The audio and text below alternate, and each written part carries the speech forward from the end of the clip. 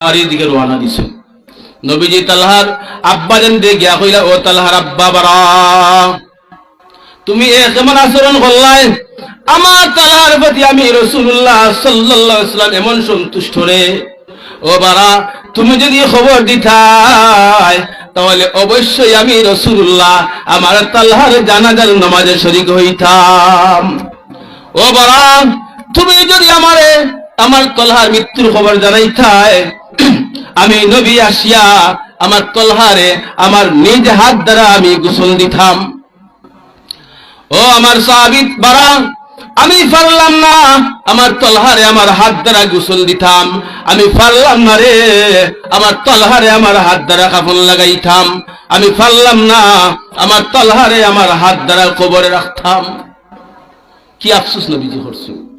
ও বাবা, তুমি যদি আমার তালহার মৃত্যুর খবর দিতাই তাহলে আমি আমার তালহারে গোসল দিতাম, আমার তালহারে আমি কাফন ভরাইতাম, আর আমি নবীজি আমার তালহারে আমার হাত দ্বারা আমি কবরে নিজ হাতে নামাইতাম। ও বাবা, তুমি যেহেতু আমার খবর দেও নাই, আসো আমার সাথে আসো, আমি আমার তালহার খবর পাশে দাঁড়াইব। নবীজি তালহা রাদিয়াল্লাহু তাআলা আনহু, তালহা ইবনে বারা রাদিয়াল্লাহু তাআলা আনহুর কবরের পাশে দাঁড়াইলেন, তিলাওয়াত করলেন, দোয়া করলেন, আল্লাহ আমি আমার তালহার প্রতি রাজি, ও মাওলা মেহেরবানি করিয়া তুমিও আমার তালহার প্রতি রাজি আর খুশি হয়ে যাও। কার দোয়া? রাহমাতুল লিল আলামিনের দোয়া তালহা রাদিয়াল্লাহু তাআলা আনহুর জন্য। রহমতুল আলামিনের দোয়া তালহা রাদিয়াল্লাহু তাআলা আনহুর জন্য কেমন দোয়া। এই জন্য আমাদের জীবনও যদি চলে যায়, নবীজির আমরা কি করতাম না, বেদার করতাম না, নারাজ করতাম না। নবীজি যত সুন্নাত আছে, মান আহাব্বা সুন্নতি ফাকাদ আহাব্বানি ওয়া মান আহাব্বানি কানা মাই ফিল জান্নাহ। আল্লাহ নবী ফরমাইন, মান আহাব্বা সুন্নতি ফাকাদ আহাব্বানি, আমার যেই উম্মতের নারী, আমার উম্মতের যেই পুরুষ, মান আহাব্বা সুন্নতি, আমি রাসূলুল্লাহ সুন্নতে মহব্বত করলো, ভালোবাসলো, ফাকাদ আহাব্বানি, সে যেন আমি রাসূলুল্লাহ সাল্লাল্লাহু আলাইহি ওয়াসাল্লামকে ভালোবাসলো। আর আমার যেই উম্মত আমার সুন্নাত মহব্বত করলো, আমারে ভালোবাসলো, আমার এই উম্মত আর আমি একসাথে জান্নাতের ভিতরে ঢুকবো।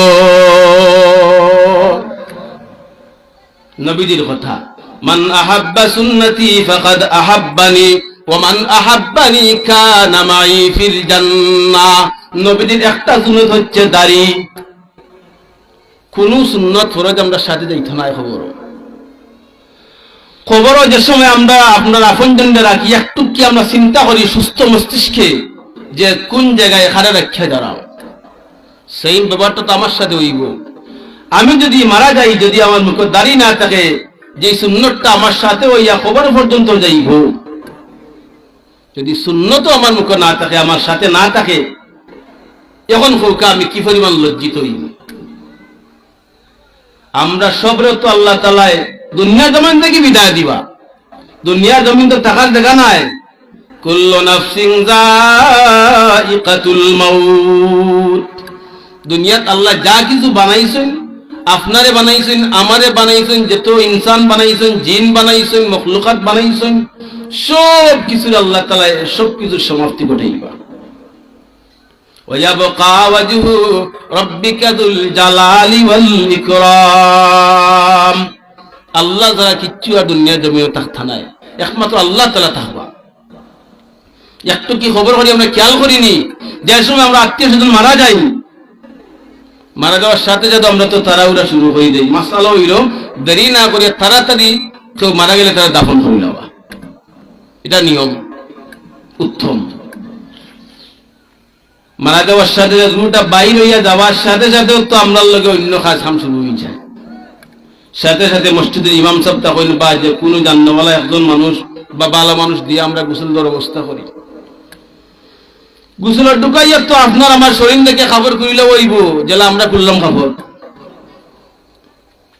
সাদা 3 টুকরা বা 5 টুকরা খাবার। দুনিয়ার কোটিপতি শিল্পপতি হইনার একবারে সাধারণ মানুষ হইন, এক জাতি খাবার।